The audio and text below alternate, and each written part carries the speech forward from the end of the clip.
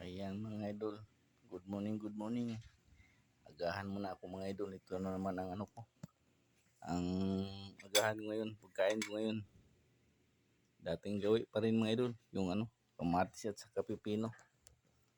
Ayan mga idol. Sardinas lang muna mga idol kasi wala nang ano, isda doon sa bagay isda naman din ito pero ready to eat na ano na isda. Pwede din siya lutuin kung ano gusto mong lutuin. Kaya pinarisan ko na ng ano idol para may sabaw. Yung kapiko-piko mga idol. Yan mga idol. Yan ugali natin mga idol yung ano pagkain ng pipino at saka kamatis kasi importante dito sa ating katawan mga idol. Yan. Kung paano to, kung kondisyon to sa katawan mga idol. At saka yung kargado ka ng uric mga idol. Yung mga arthritis dyan, rayumahon dyan, kain kayo nito mga idol.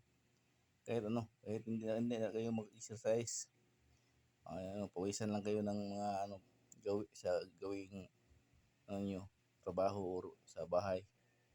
Mas importante kain lang kayo ng pipinong mga idol. Yan. Yun ang tips ko sa inyo mga idol. Yan. Yung may mga, lalo na yung may mga high blood dyan. Yan. May mga uric acid. Maraming uric acid dyan. Mga rayumahon at saka arthritis. Sige mga idol. Hanggang dito na ang aking video. Thank you, thank you. God bless.